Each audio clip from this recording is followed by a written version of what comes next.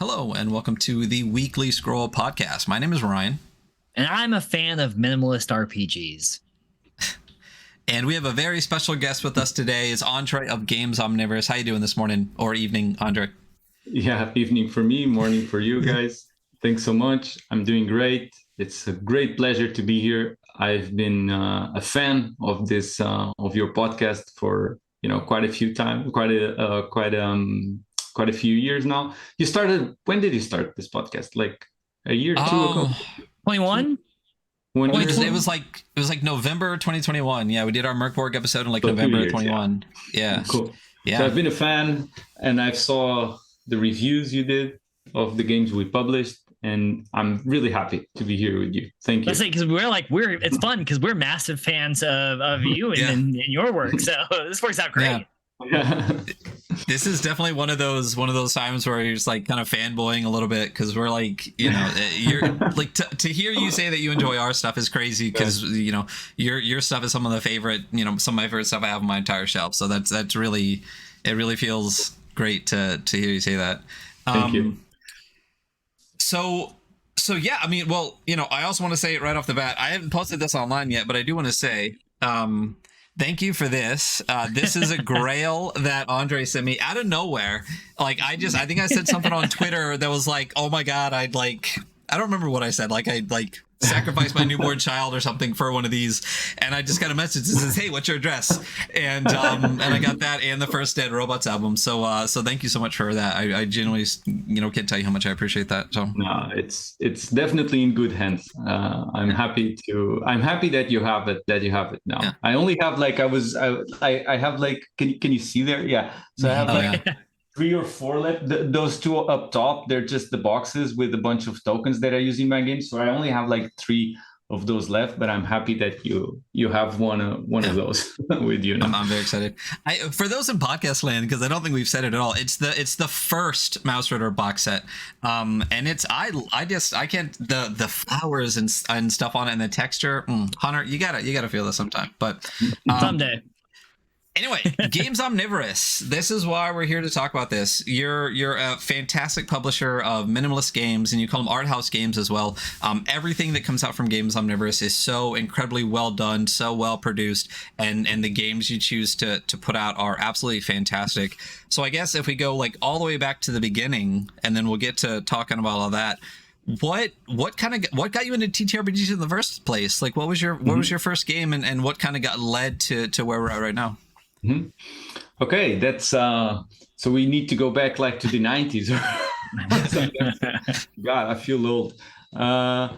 So I play games as forever, as far as I can remember, myself almost. I've been playing games. I think I started in 93 or something with Magic the Gathering. I think that's the first game that I remember playing and being into properly. And then it kind of, unwrapped from there to board games and other card games, and obviously miniature games. I was really into Blood Bowl, not Warhammer like the proper Warhammer. I don't know how you call it. I was really into Blood Bowl game, right? Yeah, it's like fantasy American football, but very bloody and very silly, and it's just fantastic.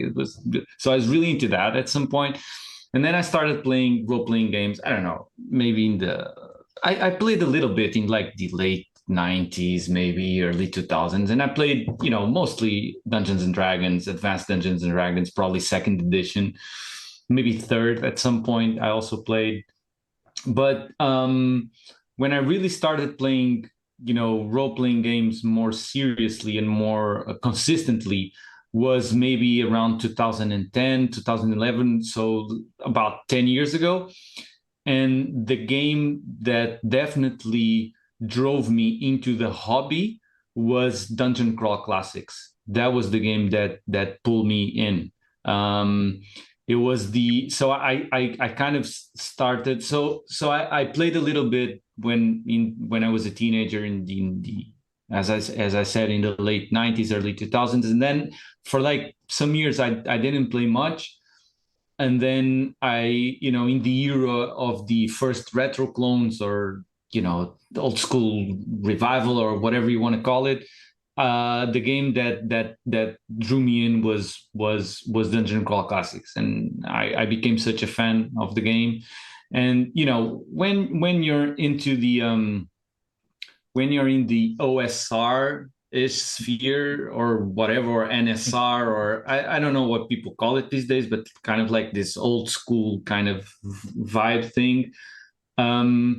You're almost like, when you're a player, you're a game master, and you're almost a game designer as well. You know what I mean? Because you like the way the games are built, and the way they are compatible with one another, and then there's settings and there's adventures. You always tinker with the system, you always tinker with the modules, with the campaigns, with what you want to offer to your players, to your group. So I kind of started doing my own thing with several games.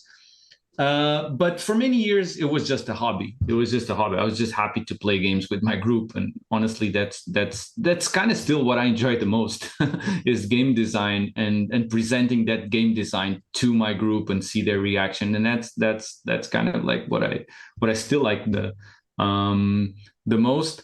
But then I think it was in 2019. It was the year that my daughter was born.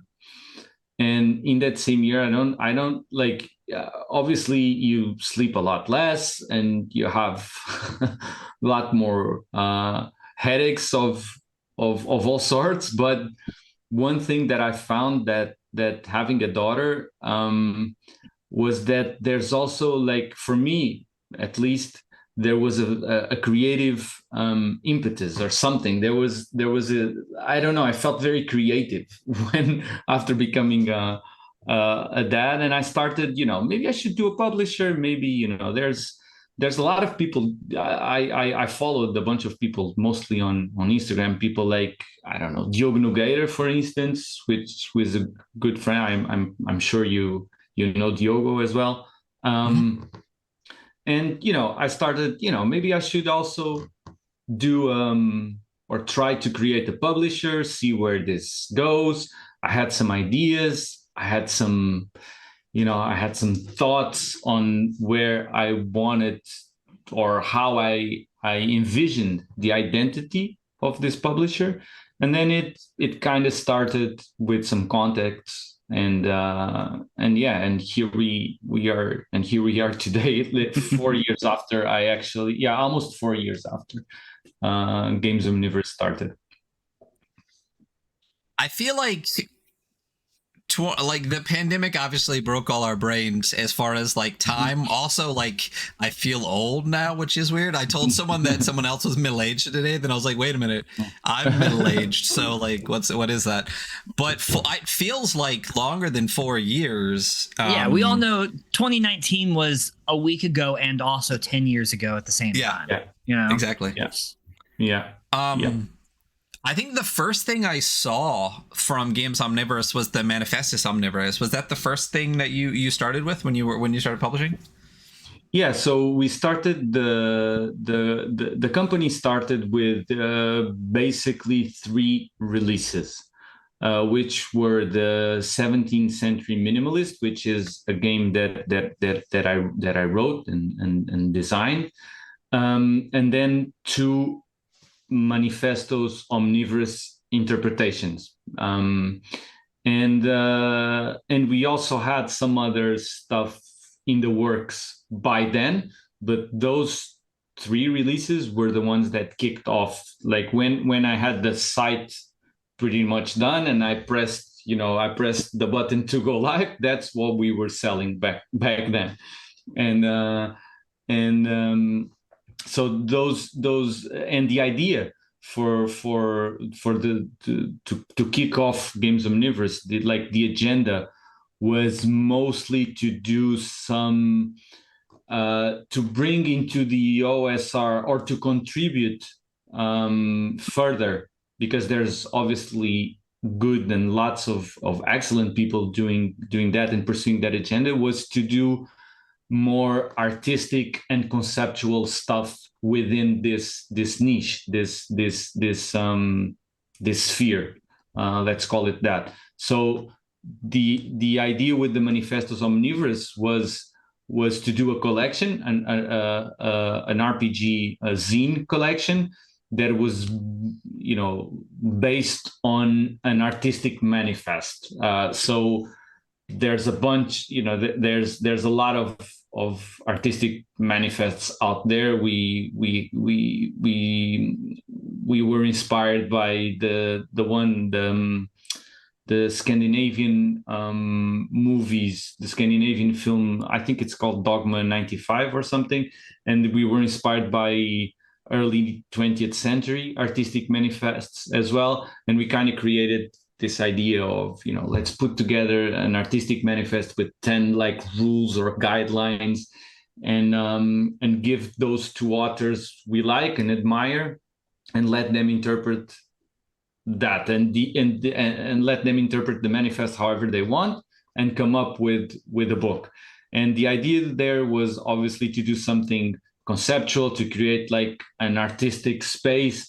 Individually, the modules, it doesn't really matter if the interpretation is better here or worse there, or if it's more faithful here or less faithful in that one. The idea was to create like an artistic space, and then to complement that, we were doing very minimal and light rules game with a focus on graphic design, layout, how we present. The physical format is very important to us, how we present games to the players and the readers. And obviously we wanted also to do something really unique and weird and original and very conceptual. And so that Robo Jungle was also in the works then, and it was released a couple of months after the company started. And the idea there being, to kind of somehow create something that's, it can also be appreciated just by people that don't play games, that just listen to music, but to create something very original, create a setting, a proper setting, a gameable universe, as we call it, that is not presented as a book. That was the main drive, like for that specific release, because usually when people say, here's a new setting, I have a new setting, it's almost exclusively a book, right? It's almost presented in the format of a book. So we try to do something different, something unique. And the main agenda, I have a phrase here that I have in my wall that I never had the courage to publish, because I don't know, maybe it sounds arrogant or something, but what we're trying to do since the beginning, since these first releases, that, well, you got me going, so please tell me when to shut up. But, no, keep going. No, this is why we do this. So keep going, please. Cool. Yeah. So the phrase is trying to blur the lines between games, art, music, and literature, probably failing. That's something that I always wanted to put out there, is like Games Omnivorous Moda, and maybe I will someday, but that's kind of how I think about the company. We're like we're not exactly an RPG publisher. We're actually an arts brand that happens to specialize in games. That's at least how I think about Games Omnivorous right from the start. And I was very fortunate to meet people that kind of had this vision and went along with the project. And maybe at the beginning, at least, most importantly, were Alina and Nando, who are our in-house designers. They're a couple that lives in the north part of Portugal, and they are graphic designers that have nothing to do with games. They hate playing games. They know nothing about games. They do a lot of work for like the artistic milieu in Portugal, like literature, poetry, performance, different arts and art spaces. And kind of the idea was they brought some of that, minimalist and artsy aesthetics to the role-playing industry via Games Omnivorous. So that's kind of like, so this is, all of this to say that this is kind of what started Games Omnivorous, our agenda, kind of like what we envision ourselves doing. And yeah, that's mostly it. I really appreciate the very like artistic forward take that you take with Games Omnivorous. It's interesting. We were talking to Watt from Cloud Empress yesterday. Also discussed really like this trying to be more of an artistic pursuit than like more or less creating content to be consumed. For the like the kind of art forward like minimalist RPGs that you have, how do you find, because you have like a limited offering of like your minimalist RPGs, but they're so like robust and within a single like Vaults of Arn or Haunted Almanac or Mouse Ritter, like these beautiful experiences. Like, how do you find these creators, or do they find you, and how do you decide what fits with your vision? Well, for instance, with Mouse Ritter, it was mostly me chasing Isaac for a couple of months before he said yes to publishing with us.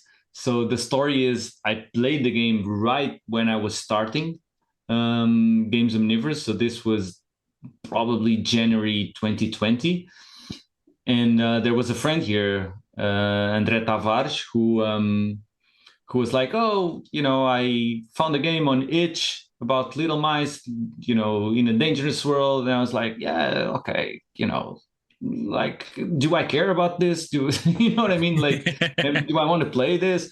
He's like, no, you should try it. I was like, okay, let's go. I completely fell in love with the game right at character creation. Like, what Isaac did with Mouse Ritter is absolutely incredible. Like the design, his minimalist style, it's really the compact layout, the way he thinks about the game, the tools that he offers, how the adventures are presented in very minimalist, in a very minimalist style.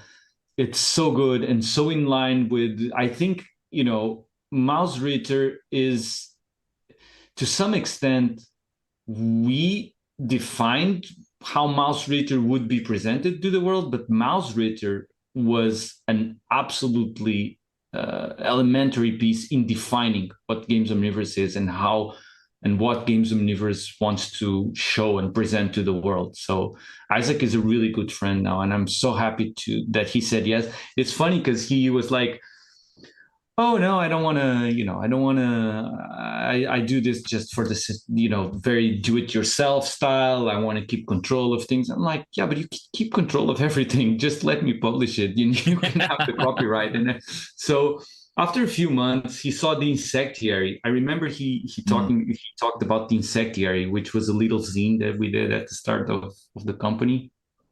And he was like, oh, this is very impressive in terms of game design. Maybe in terms of graphic design, maybe let's do Mouse Ritter. So when he said yes, I started working with Isaac and, trying to create, because Mouse Ritter existed as a PDF only. So we had to do what we call product development and product design, is how, and that's the thing that I think that I do the best these days, is product design, is people presenting an idea to me, and I work with the designers and people here and the printer to how can we make this really special physically, and that's kind of the work I think we did with Mouse Ritter. So in the case of Mouse Ritter, it was definitely me kind of chasing Isaac around for a bit. And then, for instance, with Frontier Scum, it was completely the opposite. Like Carl Druid sent me almost a finished version of the book, and he was like, do you want to publish this? I was like, yes, I want to publish this. This is really good. in most cases, a lot of people send me stuff, and in most cases, it's not. I don't think it's in line with what we're trying to do, or the timing is not right. But these are the two extremes. Sometimes I really like something, and I try to convince people to be published by us. Other times it's just people sending us stuff, and then we go through it, and we create the project. Yeah, so it really depends. There's not one formula there. Totally makes sense. In terms of like what you were saying about, if I can just add one thing that I find really interesting about Mouse Ritter, and even in those more, even in our like, this is such a silly thing to say, but even in our most mainstream games, and Mouse Ritter is definitely the most mainstream game we have, is the one that has the biggest. Like, I think that Mouse Ritter, like the sales for Mouse Ritter are actually higher than everything else combined at Games Omnivorous, which is something that's really mind-blowing, but it's just how, it's how it is. It's like, it's such a phenomenon.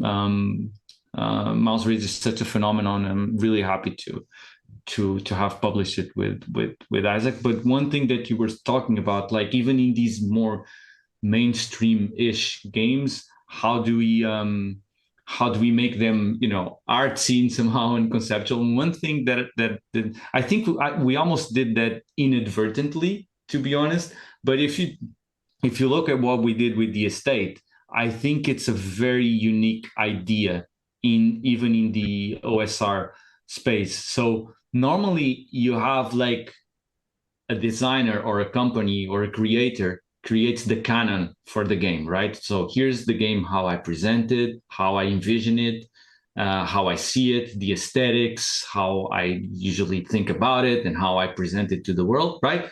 And then they have like a third-party license where they let people do whatever they want with them and whatever they wish to do, right, with that game. What we did with the estate was something unique and a bit conceptual somehow, which is, we also have the canon with the Mouse Ritter box set, and we also have the third-party license. But what we did to the estate was create an official product that brings 11 different visions from 11 different creators for Mouse Ritter. So even in the case, the estate is kind of like a mess and a mesh of different interpretations of Mouse Ritter, and making that an official product, I think, is a very unique thing, and I think it worked out really, really well. So yeah, I also wanted to highlight that. Yes, I think every single person who's been in contact with the estate as like a game and product is like, yeah, this is a massive success. So. Mm-hmm. Yeah, we love Mouse Ritter as a game. It's absolutely fantastic. Like you said, what Isaac did with Into the Odd and Karen and with mice and everything is fantastic.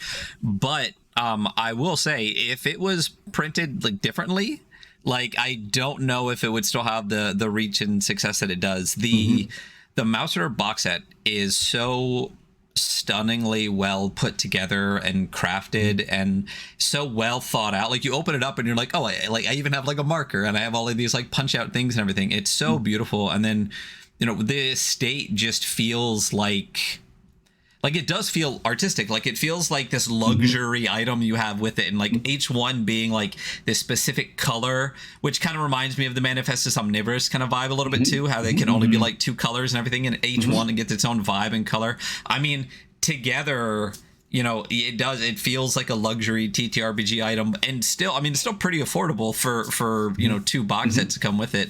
But yeah, like, I don't if someone else would have published it with a different vision, I'd be curious to see if it would be as successful as it is, because of what you brought to it and just how well it fits what it was also trying to be. Thank you so much for the kind words. Yeah, that's exactly what we tried to do. I think Isaac had such a fantastic game and idea, and we tried to elevate it further somehow, and present it in the best way we could think of. And yeah, the estate is exactly, you're exactly right. The estate, all the modules in the estate are printed in just two colors.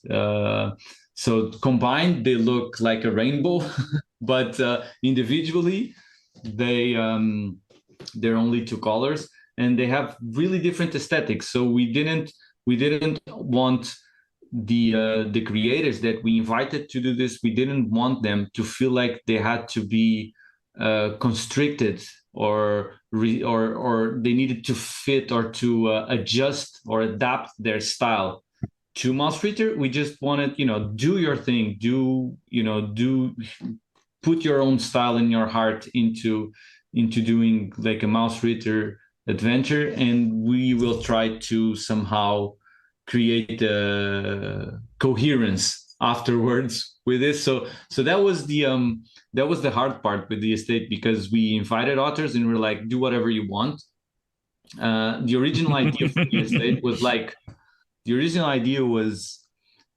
an adventure, and we weren't even thinking of creating a connection between the adventures. And then one day I was talking to Isaac, and I was like, oh, someone did like a grandfather's clock, and someone did like an armor, and someone did something like a little chapel, abandoned chapel. And I was like, okay, maybe this all fit in like one of these rural estates, kind of like, and we started thinking about that after. So I think we gave a lot of creative freedom to the creators, and I think it turned out, really, it made a very unique release. It's not common that you see an official release for such a known game have so many different aesthetics inside. It's very uncommon. So I think we're very happy how that unfolded. Yeah, we are too. I mean, it's like I said, I think we all are. Yeah, I think we're all happy it's just about like it. I said, you really knocked it out of the park with that one. Mm-hmm. And aside from Mouse Rider, two of the big games you have are, we talked about a little bit, was Frontier Scum, which recently had a Kickstarter to do a new version of that, and Vaults of Varn as well. So you said Carl Druid came to you with Frontier Scum basically done, and I know Carl was on and we talked a little bit about the cover and stuff like that, but what was kind of the difference between, I know you said you chased on Isaac and Carl came to you, but like what makes the difference when you actually sat down to produce that, when you were given something that was basically done? Like what did you need to do to get that into our hands with the cover and everything that we have now? So yeah, I think the first version that I saw of Frontier Scum had about 40 something pages, and then it expanded into 60 or so pages, which is the current version. So we definitely, it was pretty much a done game, but I thought it would be cool if Carl expanded some bits, and I said, maybe you should do like kind of like an NPC generator or some loot or some, so add more stuff to the book, which he agreed to, and then he worked a bit on that. Frontier Scum also started as Morkborg compatible product, like a Morkborg hack. I don't necessarily like the word hack, but it was like kind of like a Morkborg hack, right? And I told Carl, look, we really love this, but we're not in terms of what we publish and how we envision Games Omnivorous, we're not a company that wants to publish content content for other games. You know what I mean? I'm not. This is not in terms of to preserve the identity of Games Omnivorous and what we're doing. And so I asked and I suggested to Carl if he was okay with kind of like rewriting some bits of the setting here and there to make it, obviously Morkborg is one of probably the greatest, the biggest inspiration for for Frontier Scum, but not make it a complete hack somehow of the game. So that changed a bit then. And then when we had like a final PDF, the challenge there was how do we present, like how do we physically make this book? How do we present this book to the world? And the challenge there in terms of like our idea here, me and like I obviously talked with the in-house designers, and Carl was always part of the conversations, obviously, and we were like, how can we create something that at the same time feels and looks premium, but also beat up at the same time and roughed up? Like that was kind of like what drove us in terms of the concept, or to find the final product here. Because Frontier Scum, being Frontier Scum, a 19th century-ish, acid Western trip, it kind of made sense that the book looked kind of like unfinished somehow or beat up. But also we didn't want to present something to our players and our readers that looked like shit, obviously. So it's a fine line, so what can we do here? And we had lots of it. Like I remember one of the ideas was doing like a leather cover, kind of like looking like an old Bible somehow, this old Bible. Yeah. But the problem there was that the book is only 60 pages. So in terms of the thickness of the book is not, it's not, we didn't have much to work with in terms of the thickness of the book. So it would look a bit odd. It would probably look like a restaurant menu with that thickness. You know what I mean? Yeah. So a little booklet. we had to think about something else, and doing like the exposed binding with like a crude stamping on top of the raw cover. I think it turned out pretty cool, and well, we did won an Annie for it, so I think it's validated out there at large. When did y'all decide on the like magazine-esque aesthetic for Frontier Scum? Because it has that very like. That was already part of it when I received the first PDF, and cool. That was an absolute factor in me wanting to publish Frontier Scum. It was already presented like that, and Carl drew it. I mean, Isaac is also really, really good and is a genius with compacted, tight layout. But Carl, in terms of like layout and graphic design, is just unbelievable. He's really, really, really good. And so it was when I first saw Frontier Scum, it was already with that aesthetics, and that was definitely a factor in me wanting to publish it. That makes a lot of sense. It's like in a really amazing presentation, and I think it also hits that very like unique. And I obviously, I'm, for all that I have said for the past half an hour or so, obviously for me, like design, text, and art, they're all equally important. It's not like the text is the most important thing, and then layout, it's everything combined contributes to the experience of reading and playing and immersing yourself in that setting, in that world, in that book. So that's all for me equally important. So when somebody sends me stuff, if they just send the text, I'm usually not, I need to understand the vision that someone has in terms of the aesthetic vision that someone has for that project, for me to kind of like feel it somehow and feel a connection to it and feel excited to be a part of it. So I think that's definitely a factor in everything we do. So, I mean, specifically about Frontier Scum as well, and you talk about the text, because I know Brian Yaksha did a lot of the setting writing for that too. Was that all prior to the original draft getting to Games Omnivorous, or was that kind of like a with you guys as well, or was that mostly Carl and Brian with the setting stuff? No, the setting stuff was Carl and Brian mostly, and they already had it. They already had the version of it in the first drafts that they sent, but then we kind of like rewrote some bits and parts to adapt to our editorial lines. Basically, that's what it was. Yeah, Gotcha. I think. What?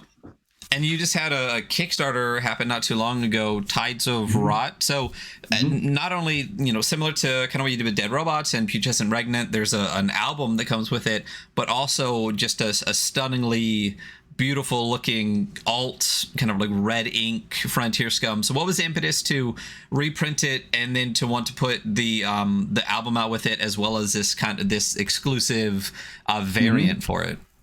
So this was Carl's ideas. To be fair, so Carl really liked the collaboration we did with Johan and Pele for Putrescence Pregnant for the Morkborg LP, right? So that was such a big moment for me personally, and for all like the people that are close to us here at Games Omnivorous. So we started the company in 2020, and a few months after, like in the summer or something, we were like, discussing with Johan and Pele, like, should we do like a Morkborg LP and stuff? So it was such a huge moment for me personally, because I was one of the original backers of Morkborg, so I was such a fan of the game. You know what I mean? And, I missed it. I had a very big life event happening at the time, so I was like, "How did I miss this game? This is perfect for me." And I went back and I was like, "Oh, I had other stuff happening. Like the flail cover is. You don't have that. You don't have that one. I don't. It's near the top of my grail list as well. So I think I have mine there. I have mine somewhere. I think I have mine.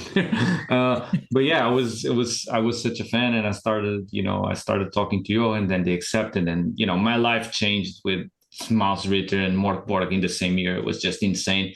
Having a new publisher, and then by the end of the year doing LP with Morkborg and releasing Mouse Ritter, that's when I decided to go full time with this. So I was back then, I had a job, and I quit the job after year one with starting the company, because it went really well.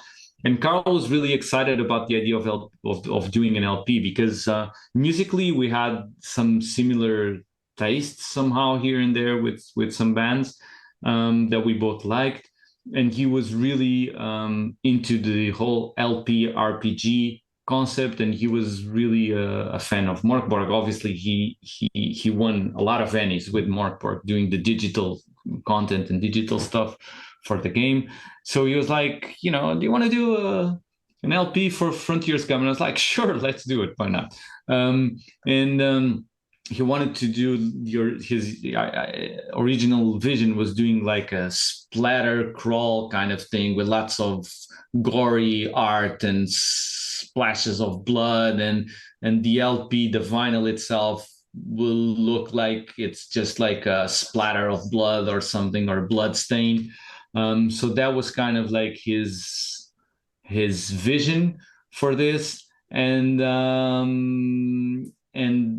I think that when we were doing the final adjustments to the print ready files for Frontier Scum, he showed me like a version with just red ink of the book, and I was like, oh, maybe we should keep this for later. So when the LP came up, I was like, oh, maybe do you want to go back to that idea? And we published like a limited print run of the book in red ink, and you change a little bit of the art, and it's going to be a fun thing to have. So that was mostly it. It's something that we think it's interesting. It's very artsy somehow, and I think it's nice to have like to have a print run of the book that is not just the cover that is different, but it's actually different throughout somehow, and also create something that matched the vibes of the vinyl of Tides of Rot. So all of those factors together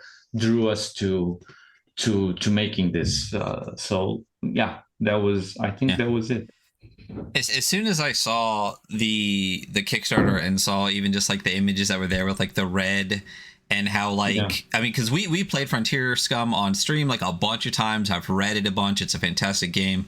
So I know like the art pieces that are in it, and when I see one that's like the head is just like a red splatter and all the stuff on it, and even the color of the red is, it just seems to like fit so perfectly that it's one of those things like as soon as you see it you're like of course this is a thing, like this is exactly how this thing should be. So it was really cool to see something that's done so well and then another variant of it that's seems to be done equally as well. So it's what we haven't decided yet.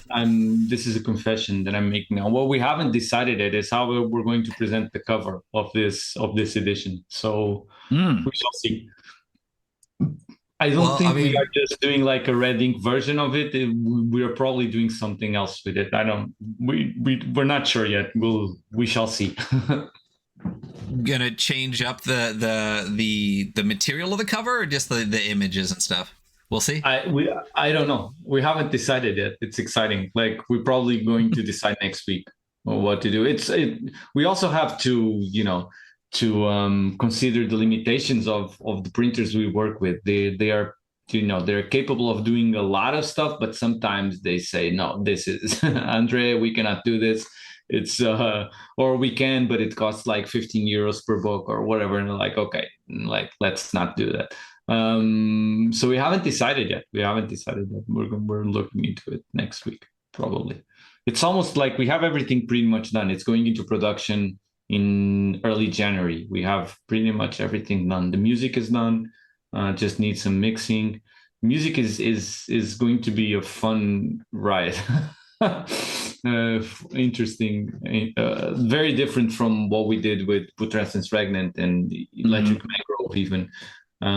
It's very different, but it was different also. It was a collaboration with Alex Figueira, who is a good friend of mine, is a Venezuelan musician and producer who lives in Brussels currently.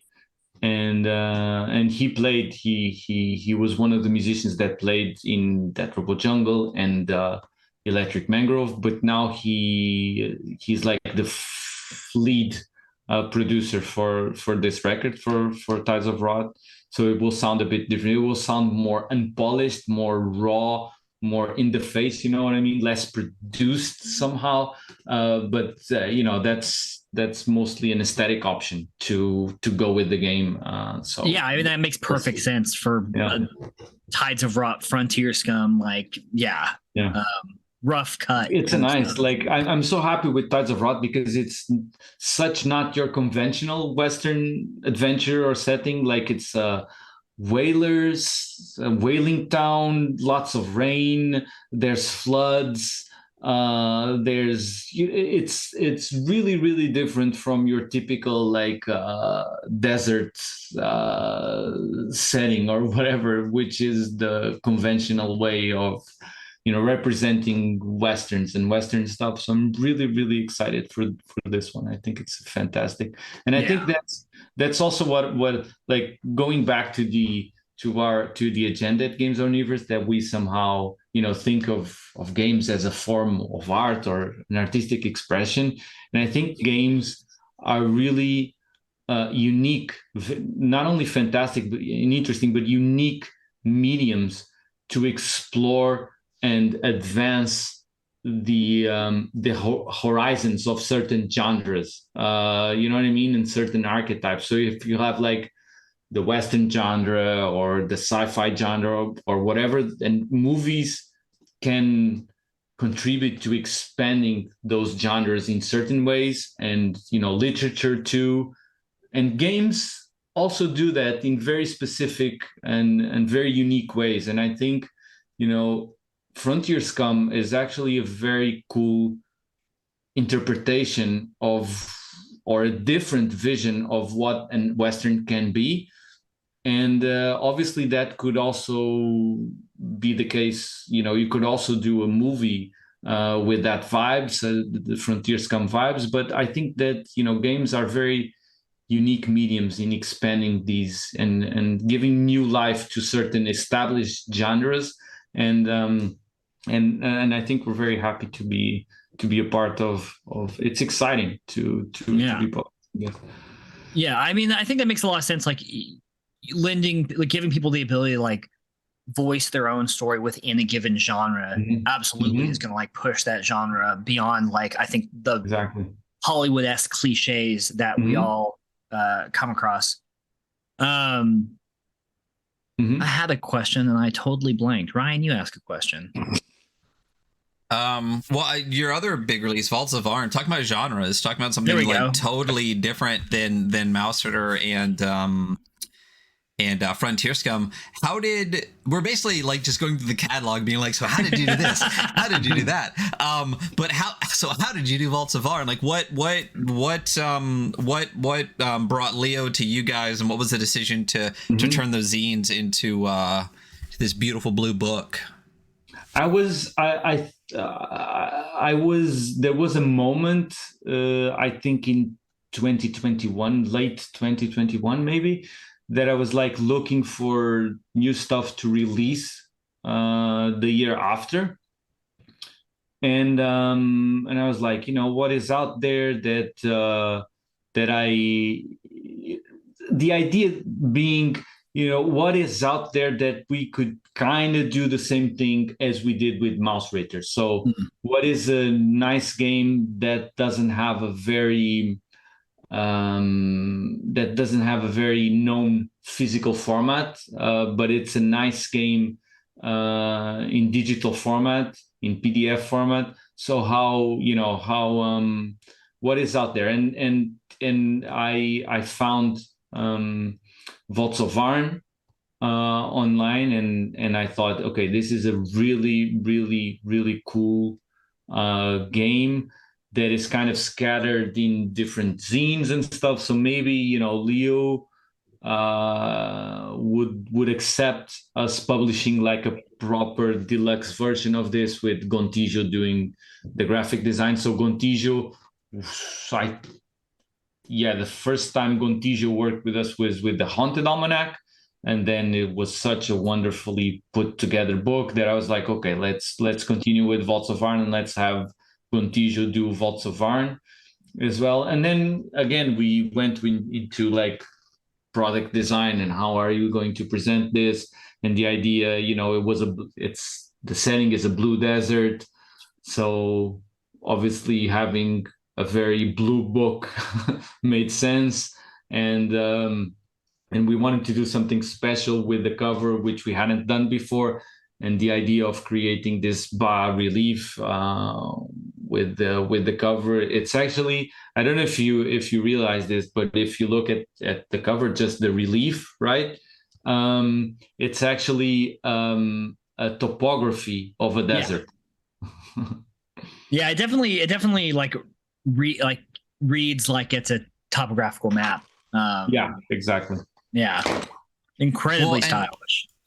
And maybe I'm completely wrong, but I remember when we did the review of it, you even on the PDF cover, you put that same texture like into the PDF cover too, so you could still see the lines and everything on that as well. Yeah, right? it was a hard choice, like, because it doesn't really exist right like that. So it's like, should we put it in the PDF or not? And it's like, in the end, Gontijo said, yeah, let's do it. And I'm like, okay, sure, sounds good. But yeah, that was basically the story behind Vaults of Arn. I really liked the game. I contacted Leo. He was really pleased with the whole thing, and he said yes, and we started working on it. And then I did a lot of editorial work with the book, because I had to. One thing is having this presented in different zines. Another thing is having this in a coherent book. So I had to change a lot of things around, and I had to create a new structure somehow for all of this content. And yeah, I think it's a nice book. It's almost sold out again. Actually, we only have like 40 copies left, and after this round sells, we're not sure if we're doing more, to be honest. That maybe we are, maybe in a year or two, but we're not for the near future. And we, when this sells out, we will have sold 2,000 copies of this book, which for us is a considerable print run. Yeah. Have you ever thought about like doing another collected edition of, because like I know that Leo on his Patreon has like a ton of other like PDF zines, because I have all of them. Have you ever thought about doing another like kind of like the estate almost, but like just I guess single creator, another collection? There have been talks about it, and so maybe that's a possibility. Yeah, but maybe later towards next year. So I don't know. I'm only asking for me, Yeah, really, yeah. this is a question for guys. I'm like, listen, I need to get that wall zine, Yeah. No, I have like there's a bunch of projects coming next year. There's, let me see, 1, 2, 3, 4, 5, 6, 7. We have like 8 or 9 projects before that to be released. So nice. There's a bunch of stuff in the works. So could you give us like any kind of sneak peek into like what the future of Games Omnivorous looks like? So we have 2 more manifestos zines in print. Cool. Print right now, so they will probably be available early next year, and these will be the last 2 iterations or interpretations of this the manifest. So it will be the last 2 zines in the collection, and they will be by 2 designers that reside in Portugal, which I think is interesting, very interesting. So it's at some point in the company's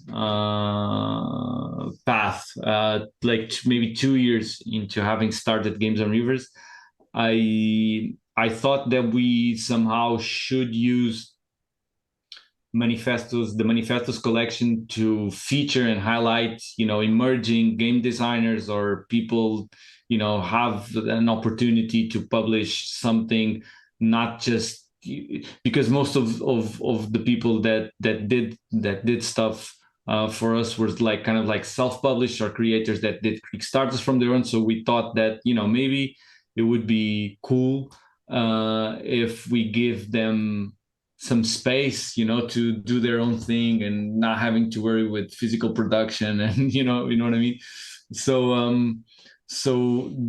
we have 2 new manifestos coming soon.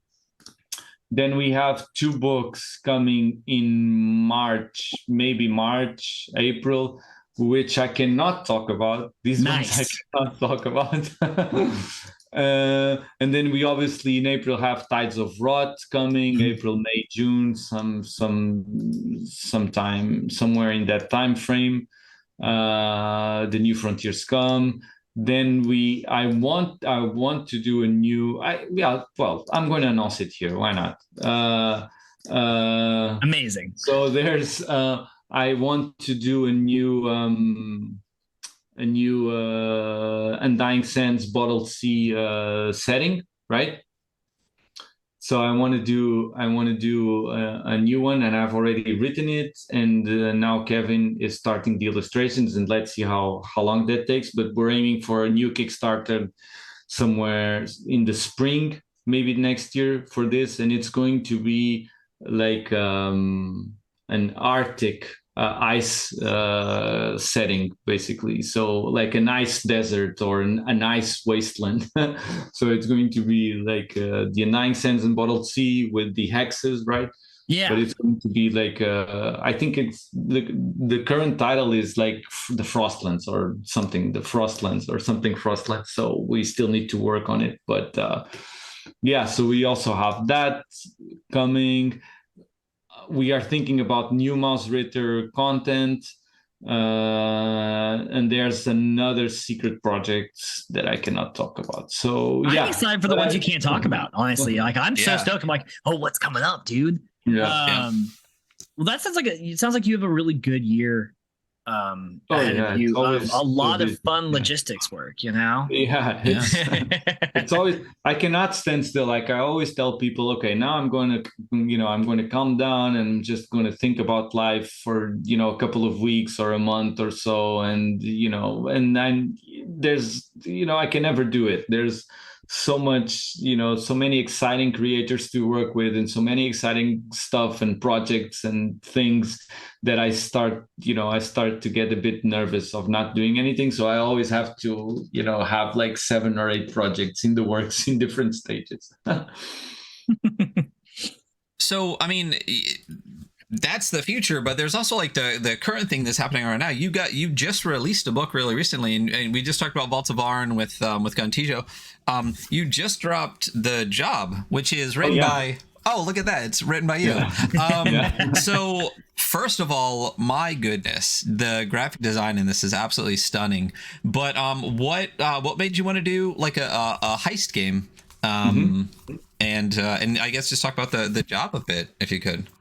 Of course, yeah. Gontijo made an excellent job with that, and it was mostly, if not all of it, his vision there. And so, because honestly, my original idea was to do something like Ocean's 11 aesthetically, so much more like early 2000s, or like I remember seeing all those movies like Italian Job and Ocean's 11 that came out like approximately in the span of a decade, like late 90s, early 2000s. And um and and then I talked to Contagion, and he's like, oh yeah, but I want to do like a 60s aesthetic, it's much nicer. And I was like, sure, go for it. Like I trust you, I trust your taste, your vision, your work. So absolutely do whatever you want with this. um and yeah, so uh these days I started the company with the idea that I was going to publish my stuff and other people's stuff, but mostly my stuff. And I found that what I think I'm best at is actually working in collaboration with other people to get something, to the point uh, of turning something, rendering it really special. Somehow, in terms of working with them in collaboration, in terms of product design, game design. So that's what I like to do the most these days, actually, is work with other people and see their vision through, and collaborate with them to create something really really unique and special. So for the past few years, I haven't been that much of an author. Actually, I did the 17th century minimalist game. I'm the main game designer for stuff like Undying Sands and Bottled Sea, but mostly I was publishing. I was working at Games Omnivorous, publishing other people's works and their vision. Um, so I kind of, at some point, I was like, maybe I should do a game. I should do another game at some point. And I was seeing I was revisiting a lot of these heist movies and heist series. I remember seeing Lupin as well, and it was like, maybe there's a game here. There's a game to be designed here. And um and and I also wanted to experiment, because as I said, Games Omnivorous is known for being most, or for sitting mostly in the OSR NSR sphere somehow. So we publish games that are somehow either retro clones or compatible with retro clones, or they fit in that creative space somehow, where you're kind of reinventing the traditional approach to role-playing games, right? And our settings are kind of like system agnostic. And the idea of doing something system agnostic, I found, is very much something that is almost exclusive to the OSR, because the OSR and the NSR, the games are so compatible with one another that you don't really need to explain the game. You can just create an adventure or a setting that people will understand vaguely, how to play it or how they should run it. so that's Games Omnivorous, and most of the stuff we publish is within that framework or that structure. But I wanted to experiment. I remember I was reading a lot of like more narrative games like Fiasco or Dread or Ten Candles. So these games that they have a very different approach to role-playing games and to the playing experience, where it's much more the so-called play to find out and the emergent fiction things where nothing is predetermined, right? Like there's not a setting, a pre-written setting or adventure to be explored, but everything kind of like emerges during gameplay, and the way the game works and the tools it offers to both players and the GM is to kind of like create that world while you're playing. So I wanted to also experiment or to do something that in that space, let's say, in that creative RPG space. Um, so I was like I tested for a while, and I came up with the design for the current design for the job, which is like, okay, it has a bunch of narrative elements, and you easily identify them for games like Fiasco or Apocalypse World, even games like that. It has a bunch of tools that are directly inspired by those games. But I always had a problem playing those games that somehow I lacked some structure in the games. Somehow, sometimes I had some creative blocks. I didn't know you have to be constantly improvising, right? And sometimes it's not easy to do. So I had some problems with that. So I wanted to do something that was halfway between the traditional or the more traditional approach and the more narrative approach. And my way of doing it was creating this game, the job, that what it does is the game is played in two phases.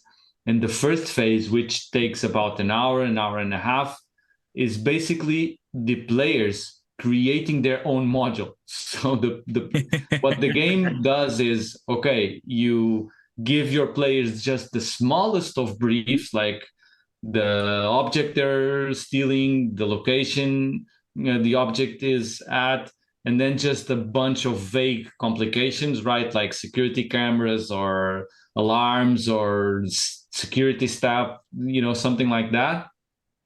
And then you just you allow space for your players to actually create the module that you're running after. So they plan the heist. They have to plan the heist. They have to write down like 12 scenes, right?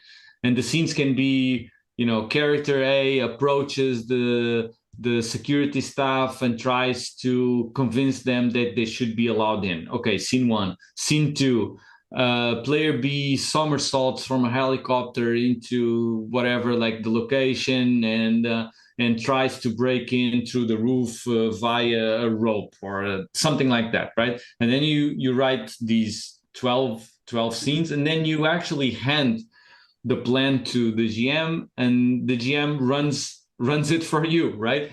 Obviously, the game then gives you a lot of tools, a lot of like tools to complicate the narrative, to create chaos and unpredictability in the narrative. And then it uses a dice, right? A stack of dice. So when players fail actions, they have to stack dice, and when the tower collapses, the tower of dice collapses, bad things can happen. And then if the tower collapses a third time, the game ends. So you can actually lose. It's a role-playing game that you can lose. So this is what was going through my mind when I designed, or when I came with this idea, was to create something that is new, is narrative, has different mechanics from what our customers and our readers and our players are accustomed to, but somehow offering at the same time some tools for a more structured game, because that's kind of like how I approach games and how I like to run them and approach them. So yeah, that's what went through my head when doing it. Yeah, I think that job is fantastic, and I really love that structure. I do also think it was funny, like talking about like being very inspired by like Ocean's 11, that kind of like heist thing, and then being like, oh no, let's take it back to like the 1960s, which is when the original Ocean's 11 came out. Exactly. Like Frank Sinatra, and it was like, oh okay, cool. Yeah, it's true. And the Italian Job too. The Italian Job is also a remake from the 60s. So there were two moments. There were two moments. Like the 60s were really big in heist movies, and then like the 90s, late 90s was another period of them. They kind of like disappeared in between that and from there on after. Well, there's a bunch of like remakes currently, but they're not very, they're not very famous. They didn't do too well. Right. But but yeah, so that's what I was thinking about when doing this there's this famous, I think people nowadays don't pay attention to it anymore, but there's this theory of game design, right? The GNS theory, I think it's called the gamist, narrative, and simulationist. So role-playing games are divided into like the gamist games, the narrative games, and the simulationist games.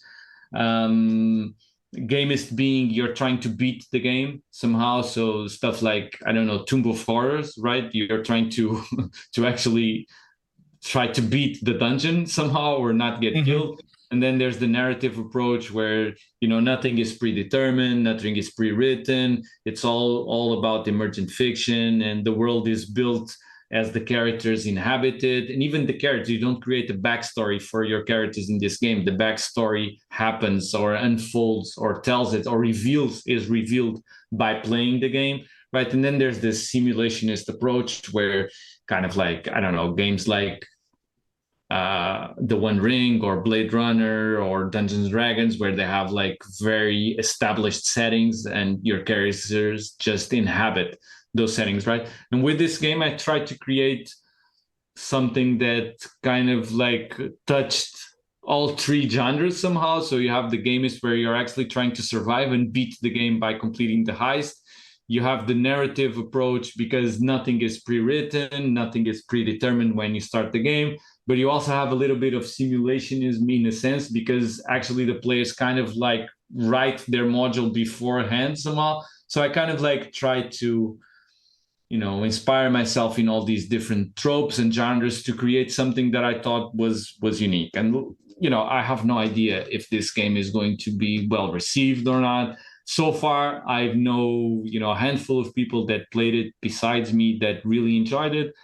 So we shall see. The challenge is I know personally, I know how to have a lot of fun with this game. The challenge as a game designer is, can you convey that to other people, right? That's the challenge. You never know.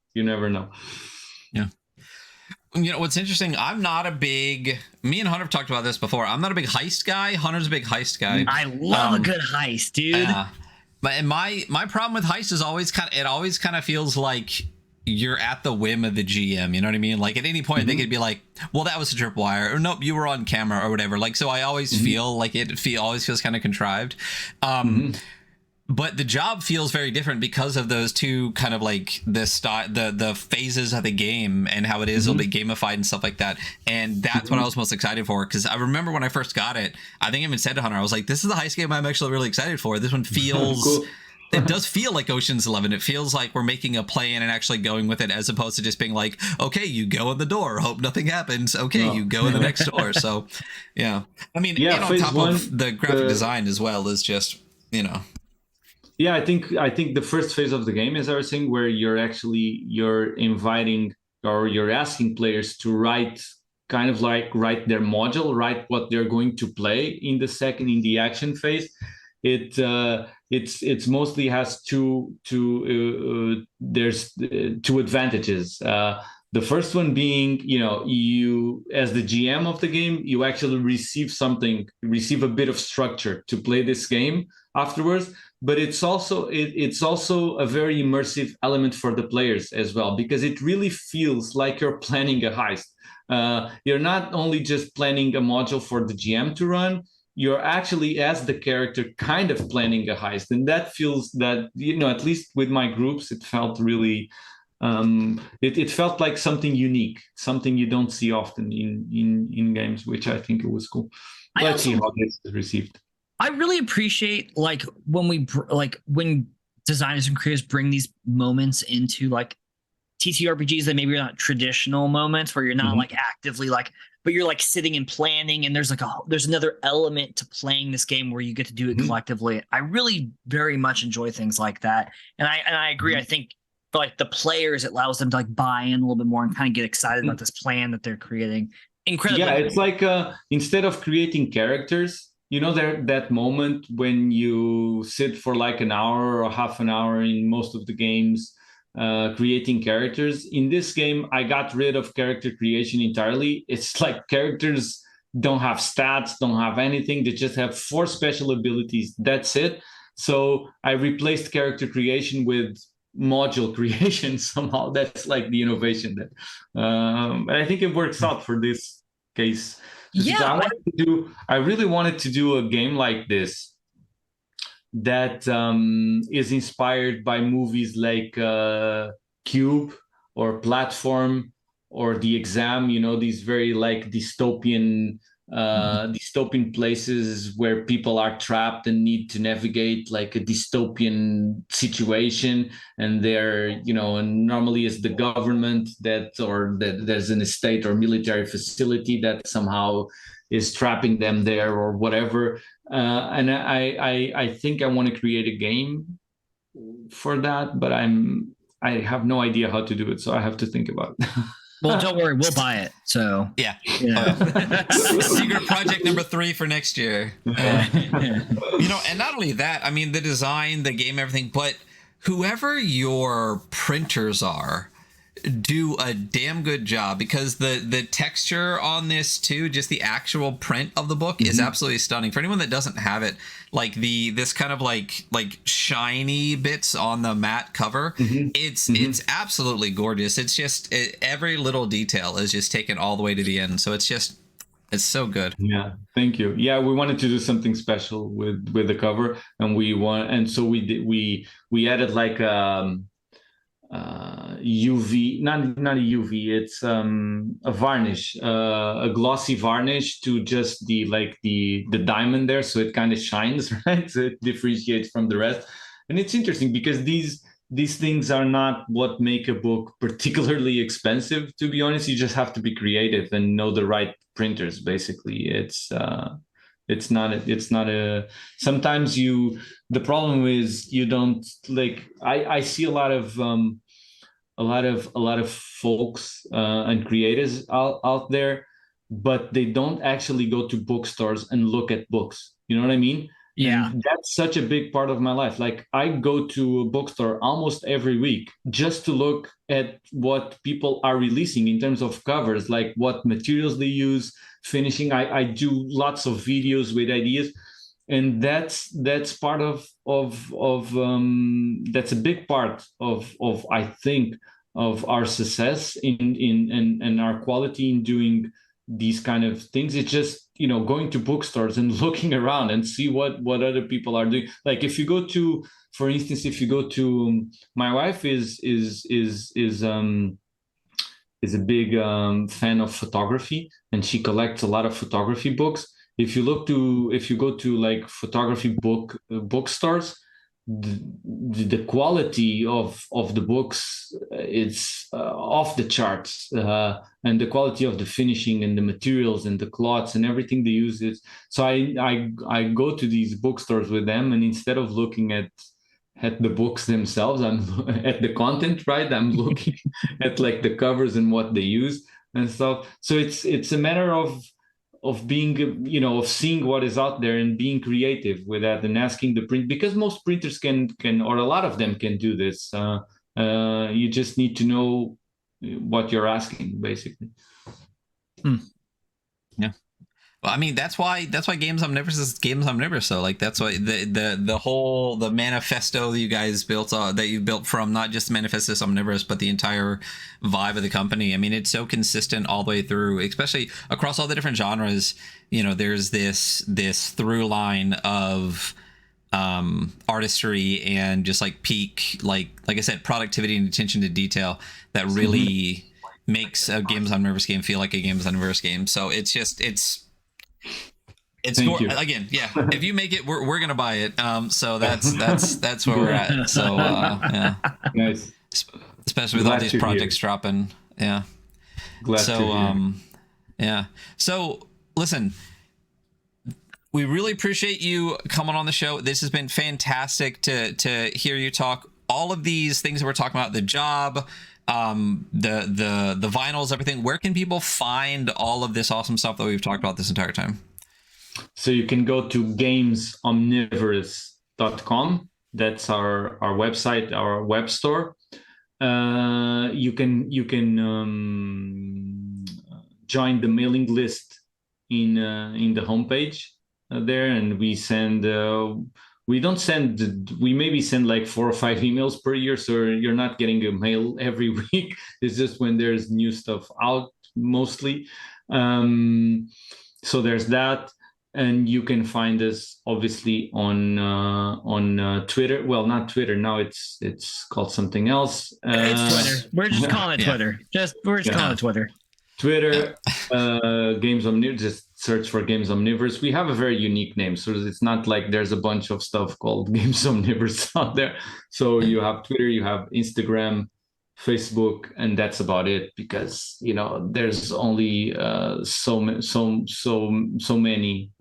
social media I can handle by myself. You know what I mean?